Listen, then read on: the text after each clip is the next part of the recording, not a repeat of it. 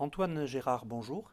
Bonjour. Antoine Gérard, vous êtes le chef du secrétariat de la conférence du sommet humanitaire mondial, un sommet qui se tient à Istanbul donc les 23 et 24 mai prochains. Alors d'abord, quel est l'objectif principal de ce sommet? Alors, d'abord, c'est une initiative du secrétaire général et c'est quelque chose auquel il tient énormément. Et comme vous le savez, il a présenté aujourd'hui son rapport, sa vision pour le sommet. Et l'intention de ce sommet, c'est d'obtenir des engagements très précis des États membres, mais aussi d'un certain nombre de partenaires qui contribuent à la réponse humanitaire, pour qu'on fasse mieux. On fasse mieux dans la réponse, on fasse mieux dans la préparation des urgences, on fasse mieux dans la mobilisation des fonds. Je crois que même dans la protection des civils dans les conflits, je crois que on a vu ces dernières années que le système tel qu'il était présentait des limites et on veut faire une pause et vraiment avancer des nouvelles idées transformationnelles, des nouvelles idées qui vont nous permettre de mieux faire dans tous ces domaines. Alors il y a pourtant des outils qu'on connaît bien, il y a les conventions de Genève, il y a également un savoir-faire qui a été accumulé depuis de longues décennies. Est-ce qu'aujourd'hui il y a des problèmes particuliers, des défis, je pense notamment à l'accès aux victimes, aux personnes sinistrées par les conflits et les catastrophes naturelles?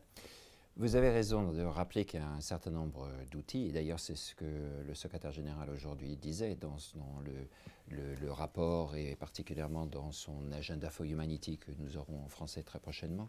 Il y a une obligation de rappeler qu'il y a un certain nombre d'outils. Les conventions internationales, qu'elles soient le droit humanitaire international, mais aussi les conventions pour les réfugiés. Mais ces outils ne sont pas nécessairement respectés. Ou méconnus d'un certain nombre d'acteurs qui ne sont pas nécessairement les acteurs des États, mais les acteurs qui sont impliqués dans les conflits. Donc le secrétaire général rappelle que l'on se doit d'observer ces différents outils. Mais aussi, je pense que ce qui est important, c'est de rappeler aussi l'obligation collective que nous avons de mieux faire. Pas simplement l'obligation des États membres, mais aussi l'obligation de toutes les parties impliquées dans la réponse humanitaire de mieux faire, de manière à ce que ce sommet soit un moment où on décide que dans les 5 prochaines années, on va avoir des solutions et des façons de mieux faire dans la réponse humanitaire. Alors, est-ce que ça veut dire donc qu'il y a des objectifs qualitatifs et puis aussi des objectifs quantitatifs? Sur les qualitatifs, est-ce qu'on peut compter sur des expertises de l'ONU, des États? Est-ce qu'il y a également d'autres partenaires qui vont être sollicités? Tout à fait. Et ce qui est intéressant dans ce processus, c'est que nous avons commencé une consultation il y a à peu près 2 ans et demi, une consultation que nous avons faite d'une façon régionale, donc que ce soit en Afrique, en Asie, en Amérique latine, en Europe, au Moyen-Orient, mais aussi des consultations thématiques pour justement mieux faire sur un certain nombre de sujets. Et à travers ces consultations, on a sorti un certain nombre d'actions, d'engagements que nous souhaiterions voir, et qui sont des engagements qui relèvent d'engagements politiques. Par exemple, et on l'a vu dans la conférence sur la Syrie il y a 2 jours à Londres, où la Banque mondiale, mais certains États membres ont dit qu'il faut que l'on fasse mieux pour soutenir les États qui accueillent les réfugiés. Parce que ces réfugiés ne peuvent pas rester 3 ans et demi dans des camps. Certains ont déjà émis l'intention de travailler, mais on ne veut pas que ces réfugiés travaillent illégalement, parce que c'est une chaîne. Vous travaillez illégalement ou vous envoyez vos enfants parce que vous ne voulez pas travailler illégalement, et c'est une chaîne de conséquences qui est irrévocable et particulièrement dramatique pour les plus vulnérables. Donc l'intention, c'est de faire en sorte que certaines institutions, que ce soit des États membres, mais que ce soit la Banque mondiale, que ce soit des institutions régionales, prennent des décisions qui soient en faveur de mieux faire pour que le sort des plus vulnérables, que ce soit dans les crises de désastres naturels ou les crises de conflits, soit adressé d'une façon plus correcte. Donc je crois qu'il y aura, comme vous dites, des avancées qualitatives, parce qu'on va rappeler, comme on le disait au début, les normes, le fait que l'on doit mieux faire pour engager les femmes et les filles dans les processus de décision. Donc certainement un certain nombre d'aspects qualitatifs, mais quantitatifs dans le sens où on doit aussi avoir des objectifs financiers, mais aussi des objectifs pour, comme le rapport du secrétaire général le mentionne, essayer de faire qu'il y ait moins de déplacés dans le monde. Qu'est-ce que ça veut dire concrètement pour les prochaines années, de manière à ce qu'on diminue le nombre de déplacés internes ou de réfugiés. Donc, un certain nombre de responsabilités qui doivent être prises, pas seulement par le Conseil de sécurité et ses membres, mais aussi par un certain nombre de leaders politiques sur toutes les plateformes du monde. Alors la Turquie, on l'a dit, organise donc cette conférence. Bien entendu, on pense à la crise irakienne, mais aussi bien sûr à la crise syrienne. Est-ce que ça veut dire que la conférence n'a pas un risque finalement de se focaliser sur ces crises-là, sachant qu'en Afrique notamment, je pense au Soudan du Sud, je pense à la République centrafricaine notamment, il y a également des crises très importantes. Tout à fait. Et en fait, quand la Turquie a émis l'intention de préparer ce sommet, quand le secrétaire général a été en communication avec eux, le choix de la Turquie est important. C'est un pays qui a aussi des relations avec énormément de pays, énormément de pays africains particulièrement, et très sensible à des problématiques que nous souhaiterions apporter au sommet, qui ne sont pas nécessairement seulement celles qui sont liées à la crise syrienne ou irakienne et les réfugiés. Et d'ailleurs, nous sommes en relation avec le gouvernement turc pour voir dans quelle mesure au sommet on va porter toutes ces questions de résilience, de réduire la vulnérabilité de ceux qui sont exposés aux conflits ou aux désastres naturels. Et ça, cela porte beaucoup nettement au-delà de la région syrienne.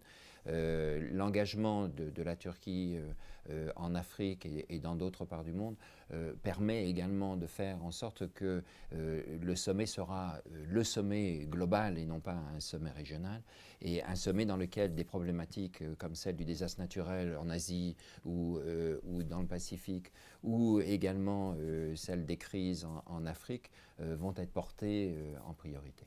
Juste pour revenir sur l'aspect financier, est-ce qu'on s'attend à avoir des annonces de contribution? On parle souvent de la lassitude, de la fatigue des donateurs. Ils sont sollicités régulièrement. Chaque année, l'OCHA notamment, donc, aux Nations Unies, essaie de mobiliser des fonds. Est-ce que vraiment on s'attend à une mobilisation importante de ce côté-là? Alors, un des aspects du sommet, c'est de construire sur le rapport qui a été délivré au secrétaire général sur les financements. En anglais, le High Level Panel on Humanitarian Financing. Et il y a un certain nombre de recommandations dans ce rapport pour mieux faire, et particulièrement ce que nous appelons le Grand Bargain, c'est-à-dire un accord entre différentes parties, et particulièrement entre les grandes agences des Nations Unies qui sont les bénéficiaires des financements du groupe des bailleurs de fonds, et de voir dans quelle mesure on peut mieux faire dans l'efficacité et particulièrement réduire les coûts de transaction. Donc le sommet ne sera pas nécessairement un sommet d'annonces financiers, mais sur cette plateforme pour améliorer les financements, ce que l'on espère, c'est que le sommet soit là pour voir dans quelle mesure on peut mieux faire dans l'utilisation des fonds et dans les processus de mobilisation des fonds pour aussi explorer une certaine diversité, parce que je crois qu'aujourd'hui, comme vous le rappeliez, une certaine fatigue d'un certain nombre d'États membres, c'est que nous avons une responsabilité globale, comme le rappelait le secrétaire général ce matin, et nous essayons à travers ce sommet de voir dans quelle mesure d'autres mécanismes de mobilisation des financements peuvent être faits. Les communautés musulmanes veulent avoir leur contribution à travers les processus de zakat, soukouk, waqf. Donc leur contribution également à la réponse humanitaire. Donc le sommet ne sera pas là nécessairement pour faire des annonces de financement, mais sera certainement là pour voir dans quelle mesure nous pouvons mieux mobiliser, dans la qualité et d'une façon plus diverse. Dernière question concernant justement les ambitions du sommet, 2 jours seulement, donc on le rappelle le 23 et le 24 mai. Qu'est-ce qu'on peut faire en 2 jours et qu'est-ce qu'on peut faire surtout d'ici là pour que ce sommet soit un succès? Effectivement, et ce sont 2 jours au mois de mai, donc il nous reste une centaine de jours pour ficeler le sommet construit sur toutes ces consultations que nous avons eues. Ça va être un programme très chargé. Et effectivement, ce que nous encourageons les États membres d'amener une délégation relativement importante à haut niveau, justement parce que c'est seulement 2 jours et donc je pense que ça va être relativement riche et certainement très intéressant pour les leaders de ce monde. Et également, nous sommes dans la préparation de ces différents grands thèmes et ces grands engagements. Il y a certains États membres qui se sont déjà prononcés sur ces engagements. Nous travaillons beaucoup, par exemple, avec les États asiatiques, les Philippines, l'Indonésie, sur comment mieux faire dans la réponse aux désastres.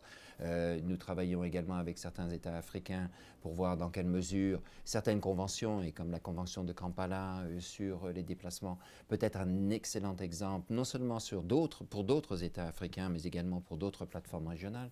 Donc il y a un processus de préparation autour de ces différents engagements et j'en vois à référence notre site internet qui a un certain nombre de documents et qui précise la nature de ces engagements que nous souhaitons obtenir au moment du sommet. Mais donc tous ces processus de préparation avec les différents, pas seulement les États membres, mais aussi les organisations non gouvernementales, les leaders du secteur privé, de manière à ce que quand nous serons au sommet, ces engagements seront déjà connus d'un certain nombre de partenaires et pourront être portés par ces partenaires au sommet afin que nous puissions les mettre dans les résultats du sommet.